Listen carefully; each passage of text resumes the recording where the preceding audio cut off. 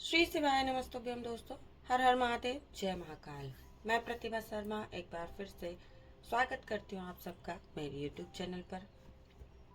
सभी को पता है दोस्तों, हमारा जो है चैत्र नवरात्रि चल रहा है। 9 दिन माता की आराधना के दिन। जितना आप माँ का ध्यान करेंगे उतना अच्छा।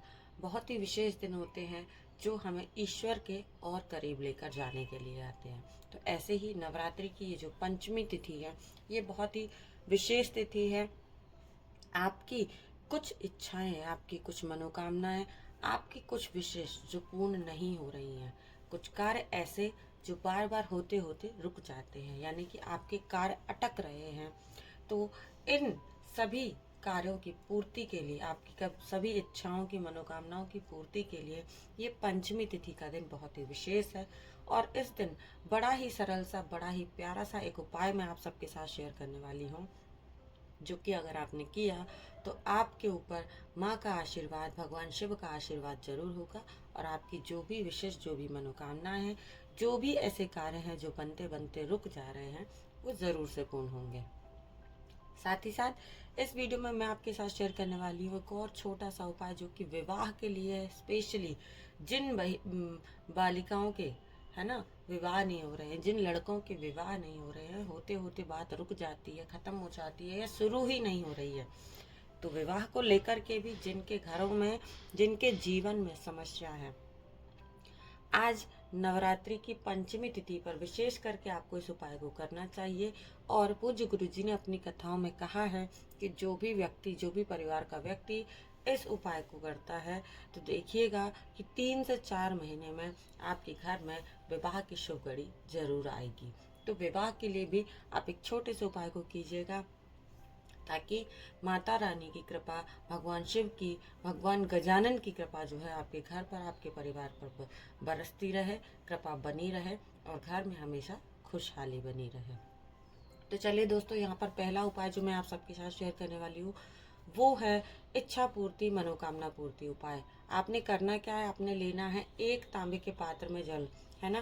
साथ ही साथ कुछ ज़्यादा जल अपने साथ लेकर के जाइएगा, या फिर आप मंदिर में जाकर के इस पूजा को करते हैं तो आप देखेंगे कि मंदिर में पहले से ही जल की व्यवस्था होती है, क्योंकि हमें यहाँ पर 1 लोटा नहीं, 3 लोटे जल का प्रयोग करना है। कितना? 3 लोटे जल का। तो सबसे पहला लोटा जो है जल का, वो आपने लेना है। और इसके साथ हमें कुछ और चीजें जोड़नी है, यानी कि क्या कुछ लेना है, ध्यान से सुनेगा। तांबे के पात्र में जल लेना है, साथ ही साथ आपने लेना है इत्र, जो कि बड़ी ही आसानी से बाजारों में मिल जाया करता है। तो आपको कोई भी, किसी भी तरह की खुशबू, वैसे तो भोले बाबा को गुलाब का इत्र बड़ा प्रिय है, तो आपको गुलाब का इत्र मिल जाता है तो बहुत अच्छी बात, या फिर कोई भी इत्र ले सकते हैं। तो 1 लोटा जल, इत्र, साथ ही साथ शिव को समर्पित होने वाली प्यारी सी बेलपत्र, ये 3 चीजें आपने लेनी है और लेकर के पहुंच जाना है महादेव के शिवालय में, यानी शिवलिंग के समक्ष। वहां पहुंच करके सबसे पहले आपने क्या करना है मित्रों, पहला लोटा जो जल का लेना है, उस जल में आपने कुछ बूंदे इत्र की मिला लेनी है। जब आप उसमें कुछ बूंदे इत्र की मिला लेते हैं, फिर ये जल जो है वो महादेव के शिवलिंग के ऊपर आपको समर्पित करना है। ओम नमः शिवाय, श्री शिवाय नमस्तुभ्यम का जाप करते हुए 1 लोटा जल महादेव के ऊपर समर्पित कर दीजिए। अब बारी आती है दूसरे लोटे जल की। अब आपने दोबारा फिर से 1 लोटा जल लेना है, और जो हमारे पास प्यारी सुंदर सी बेलपत्र है, उस बेलपत्र को उस जल में डाल लेना, यानी कि लोटे के अंदर बेलपत्र को डाल करके फिर से 1 लोटा जल महादेव के शिवलिंग के ऊपर समर्पित करना है। श्री शिवाय नमस्तुभ्यम, ओम नमः शिवाय, इस तरीके के मंत्र का जाप करते हुए। अब देखिए, यहाँ पर हमने 2 लोटा जल तो चढ़ा लिया।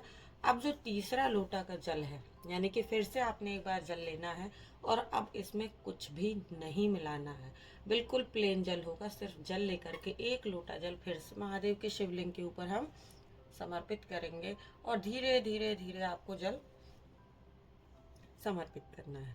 मैंने पहले भी अपने वीडियो में बताया कि जल चढ़ाने का नियम क्या है। जल जो है वो महादेव के ऊपर एक धार से चढ़ाना चाहिए। अगर आपका जल जो है वो बीच में धार टूट गई, आपको वहीं रुक जाना चाहिए, पहली चीज। और दूसरा, जब जल आप चढ़ा रहे हैं तो ऐसे उड़ेलना नहीं है महादेव के ऊपर, क्योंकि जो जल आप चढ़ा रहे हैं उसके छींटे अगर आपके ऊपर आ जाते हैं, है ना, आपके पैरों पर पड़ते हैं, तो वो शुभ नहीं माना जाता। इसलिए जल बड़े ही आराम से चढ़ाया जाता। तो 3 लोटे जल आपने महादेव के ऊपर चढ़ाने हैं। हाथ जोड़ करके अपनी इच्छा मनोकामना महादेव के समक्ष रखनी है, और यकीन मानिए कि महादेव जो है वो आपकी जो भी इच्छा, जो भी विषय, जो भी रुके हुए काम है आपके जीवन के, सारे काम जरूर से जरूर पूर्ण करते हैं। आपकी इच्छाओं मनोकामनाओं को वो सुनते हैं और इसे पूर्ण अवश्य करते हैं। तो दोस्तों, पहला वीडियो मैंने आपके साथ शेयर किया है जिसमें मैंने आपको बताया है कि कैसे आपकी इच्छाएं मनोकामनाएं पूर्ण होंगी सिर्फ 3 लोटा जल के प्रयोग से। अब जो है मैं आपके साथ बात करने वाली हूँ इसी वीडियो के दूसरे उपाय की, जो कि है विवाह के लिए। पूज्य गुरुदेव ने बताया है कि विवाह के लिए क्या कुछ उपाय करना चाहिए। तो आपने लेना है एक पान का पत्ता। पान का पत्ता सभी को पता है, आप किसी भी पान वाली शॉप पे जाकर के एक पान का पत्ता लेकर के आइए, और हल्दी और रोली, है ना, 2 चीजें होती है। जैसे हम कहते हैं ना कुमकुम और रोली, उसका कुमकुम और हल्दी का तिलक लगाना। तो आपको कुमकुम लेना है और हल्दी लेना है। 2 स्वास्तिक का निर्माण करेंगे एक ही पान के पत्ते पर, ठीक है। एक पान के पत्ते पर 2 स्वास्तिक का निर्माण करना है आपको। पहला स्वास्तिक जो बनाएंगे वो बनाएंगे हल्दी से, और दूसरा स्वास्तिक जो बनाएंगे वो बनाएंगे कुमकुम से, यानी कि रोली से।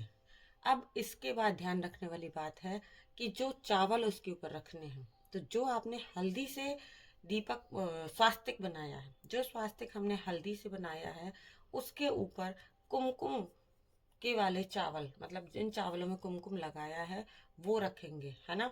और जो स्वास्तिक आपने कुमकुम से बनाया है, रोली से बनाया है, उसके ऊपर हल्दी से कलर किए हुए, हल्दी लगे हुए चावल रखेंगे।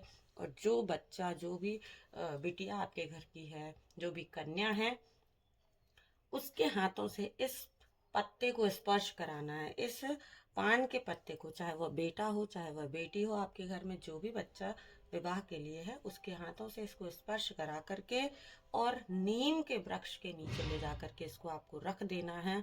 आप यकीन मानिए कि 3 से 4 महीने में जो है वो आपके घर में शहनाई जरूर बजेगी, विवाह के अवसर जरूर आएंगे और जल्द आपके घर में शहनाई गूंजेगी। तो पूज्य गुरु जी की कथाओं को सुनकर, वीडियो के माध्यम से मैं यह उपाय या जानकारी आप सबके लिए लेकर आई हूँ। दोस्तों, उम्मीद करती हूँ कि वीडियो, ये जानकारी आपको अच्छी लगी होगी, लाभदायक होगी। तो अगर वीडियो थोड़ा सा भी अच्छा लगे तो वीडियो को लाइक कीजिए, शेयर कीजिए ज़्यादा से ज़्यादा लोगों के साथ, और कमेंट में महादेव का, माता रानी का एक नाम अवश्य लिखिएगा। और ऐसी ही महत्वपूर्ण जानकारियाँ देखने सुनने के लिए मेरे साथ बने रहें। मिलेंगे अगले वीडियो में फिर कुछ नई जानकारी के साथ। तब तक के लिए श्री शिवाय नमस्तुभ्यम। हर हर महादेव। जय महाकाल।